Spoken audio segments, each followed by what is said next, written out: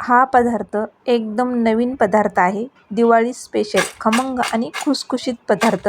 तर आवाज कसला येते बघू शकताय. तर मी हातावर कुस्करून दाखवते. हॅलो नमस्कार, आपल्या यूट्यूब चॅनलवर तुम्हा सर्वांचं अगदी मनापासून स्वागत आहे. तर आज आपण बनवणार आहे दिवाळी स्पेशल खमंग आणि खुसखुशीत असा नवीन पदार्थ. एकदम असा नवीन पदार्थ आहे आणि आपण पिठापासून मैदा वापरणार नाही, गव्हाचं पीठ नाही, एकदम असा दिवाळीचा नवीन पदार्थ बघणार आहे. आणि 1 वाटी मी रवा घेतलेला आहे. बघू शकताय जाड बारीक रवा, कुठलाही रवा चालेल. तर माझा रवा आहे ते एकदम बारीक रवा असते ना, ते रवा आहे. तर आता आपण मिक्सरचं भांडे घेऊया आणि मिक्सरच्या भांड्यामध्ये मी 1.5 वाटी हे बारीक रवा टाकलेला आहे. बघू शकताय एकदम बारीक रवा आहे, ते रवा घेतलेला आहे मी. तुमच्या घरामध्ये जे उपलब्ध असते ते तुम्ही रवा घ्या आणि मिक्सरला याचं पावडर करून घेऊ तर आपल्याला याचं पावडर करायचं आहे. बघू शकताय. तर मिक्सरला एकदम असं बारीक रव्याचं आपल्याला पावडर करायचं आहे आणि एका मोठ्या प्लेटमध्ये घ्यायचं आहे. एका मोठ्या प्लेटमध्ये घेतलेलं आहे. इकडं मी पॅनमध्ये 1.5 गिलास पाणी घेतलेलं आहे. गरम पाणी करायचं आहे आपल्याला. या पाण्याला उकळी आणायची आहे. तर 1.5 गिलास पाणी घेतलेलं आहे. त्या पाण्यामध्ये मी 1.5 चमचा चिली फ्लेक्स घातलेला आहे. तर तुम्ही तुमच्या आवडीनुसार तिखट घालू शकताय. आणि याच्यामध्ये मी 2 चमच पांढरे तीळ घातलेले आहेत. 2 चमच आहे ते आपल्याला पांढरे तीळ घातलेले आहे. अर्धा चमच मी याच्यामध्ये जिरा घातलेला आहे. अगदी थोडीशी आपल्याला याच्यामध्ये कलरसाठी हळद घालायची आहे. अगदी थोडीशी घातलेली आहे. बघू शकताय मी. आपल्याला जास्त हळद नाही घालायची, अगदी थोडीशी. तर याच्यामध्ये घालायचं आहे आता चवीनुसार मीठ घालायचं आहे. तर व्यवस्थित या पाण्याला उकळी आणायची आहे. पूर्ण असं एकजीव होईपर्यंत आपल्याला याला एक उकळी आणायची आहे. तर उकळी आलेली आहे. 1 पळी मी याच्यामध्ये तेल घातलेलं आहे. आता मी गॅस बंद केला. इकडं प्लेटमध्ये मी बारीक चिरून घेतलेला कढीपत्ता घातलेला आहे. तर कढीपत्त्याची टेस्ट खूप छान लागते. हे तुम्ही या दिवाळीमध्ये नक्की हे पदार्थ करून बघा. एकदा बनवला तर तुमचे मुलं तुम्हाला सारखं बनवायला होतील. एवढा भारी लागते आणि एकदम असं कुरकुरीत होते हा पदार्थ. चकलीसारखा पदार्थ होते हा. तर ते पाणी आहे, ते पाण्याला आपल्याला थंड करायचं आहे थोडं आणि कोमट झाली की या प्लेटमध्ये रव्यामध्ये टाकायचं आहे. तर पाणी मी हे पूर्णच टाकलेलं आहे. बघू शकताय मी पूर्ण पाणी याच्यामध्ये टाकलेलं आहे रव्यामध्ये. कारण रवा आहे ते पाणी शोषून घेते. तर पूर्ण रव्यामध्ये मी असं पाणी टाकलेलं आहे. तर एकदम असं याचा असा गोळा तयार केलेला आहे. बघू शकताय मस्त असा याला गोळा तयार केलेला आहे आपल्या रव्याचं पीठ. तर याला आपण 5 मिनिट झाकून ठेवूया. अगदी आपल्याला 5 ते 7 मिनिट झाकून ठेवायचं आहे.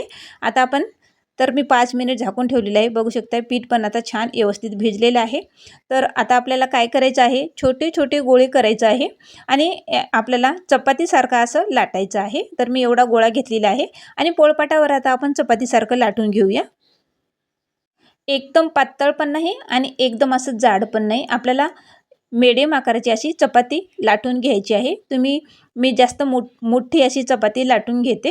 तर बघू शकताय मी भरपूर सारी अशी मोठी चपाती लाटलेली आहे. जेवढं पोळपाट आहे तेवढं मी चपाती असं लाटून घेतलेली आहे. मीडियम आकाराची आहे, जास्त पातळ नाही आणि जास्त जाड पण नाही. तर आपल्याला याला मी हे चमच घेतलेला आहे, आपल्या शंकरपाळ्याचा चमच आहे. त्यानं असे मी असं पट्ट्या याच्या कापून घेते. चपातीच्या असं पट्टी कापून घ्यायची आहे. बघू शकताय. खरंच हा पदार्थ एवढा भारी लागते ना, हा दिवाळीत म्हणा तुम्ही कधीही बनवून खाऊ शकता. एवढा भारी लागते. खूपच छान असा एकदम टेस्टी पदार्थ आहे आणि मुलांना आवडणारा पदार्थ आहे हे आणि टिकाऊ आहे. खूप छान लागते, असा खुसखुशीत होते. तर बघू शकताय असं एकदम बिस्किटासारखं लागते हे. एकदम असं खुसखुशीत होऊन जाते हा. तर अशा पट्ट्या मी याच्या करून घेतलेल्या आहेत. बघू शकताय. तर आपल्याला अख्ख्या पट्ट्या नाही तळायचं. तर मी असं आपल्याला जसं साईज पाहिजे तशी तुम्ही याची तळून घेऊ शकताय. तुम्ही शंकरपाळ्याची साईज पण असं तळू शकताय. पण मी असं पट्ट्या तळते. खूप छान वाटतात अशा छोटे छोटे अशा पट्ट्या पण. असं बघू शकता या पद्धतीने मी अशा पट्ट्या कापून घेतलेल्या आहेत. आता हे पण असं खूप छान होते. तर ह्या एकदम असं टेस्टी होतात. खरंच खूप छान हा पदार्थ आहे. एकदम टेस्टी पदार्थ आहे. तर सगळ्या पट्ट्या मी या पद्धतीने अशा कापून घेतलेल्या आहेत आपल्या पिठाच्या. बघू शकताय तेल पण आता गरम झालेलं आहे. तर आपल्याला अगोदर तेल गरम करून घ्यायचं आणि मिडियम गॅसवर आपल्याला तळून घ्यायचं आहे. एकदम हाय गॅसवर तळायचं नाही. तर हाय गॅसवर तळवल्यामुळे त्याला काय होते, एकदम मऊ पडतात आपल्या, कुरकुरीत हा पदार्थ होत नाही. तर एकदम खुसखुशीत पण होत नाही आणि कुरकुरीत पण होत नाही. तेल सारखं एकदम असं गरम करून घ्यायचं आणि मिडियम गॅसवर आपल्याला तळून घ्यायचं आहे. बघू शकताय मस्त अशा कलर येईपर्यंत आपल्याला ह्या पट्ट्या तळून घ्यायच्या आहेत. खूप छान एकदम टेस्टी लागतात ह्या. तर तुम्ही एकदा बनवलं तर तुम्ही खरंच सारखं बनवाल, एवढं भारी लागतात ह्या.